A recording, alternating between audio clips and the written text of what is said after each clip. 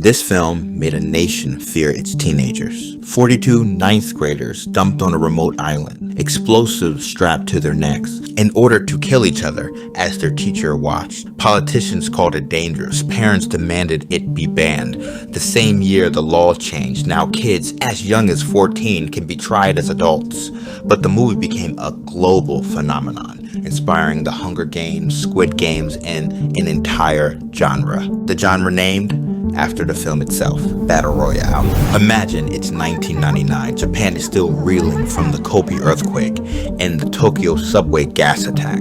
Teen crime is rising. Stories of violence fill the news for decades. In the late 90s, a string of shocking youth crimes shook the country.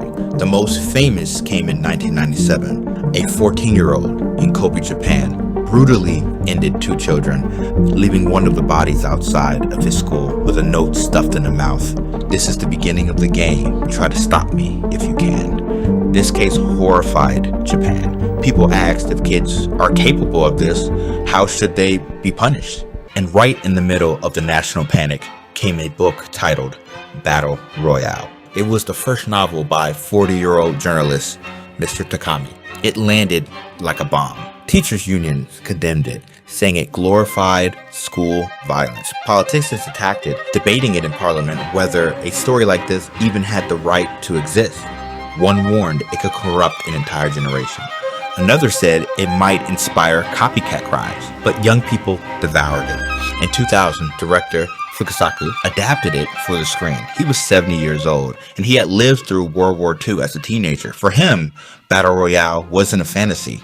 It was life. By the time the film was announced, the backlash was already fierce. Some schools warned parents not to let their children see it. TV networks refused to advertise it. In certain prefectures, local governments even pressured cinemas not to show it at all. And then came the law. The same year, Japan lowered the age of criminal responsibility from 16 to 14. So when audiences saw the ninth graders forced in a government killing game, it didn't feel like fiction. It felt like a mirror held up to society's darkest fears. When the movie premiered in December 2000, the ratings board slapped it with an R15. But parent groups argued that wasn't enough. They wanted it banned outright, which only made teenagers want to see it more. They snuck in through older siblings, bootleg DVDs, and it spread everywhere. For a film so many tried to kill, it refused to die.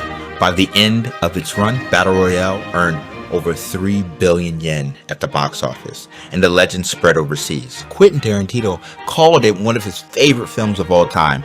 Western audiences saw it as brutal, but also prolific.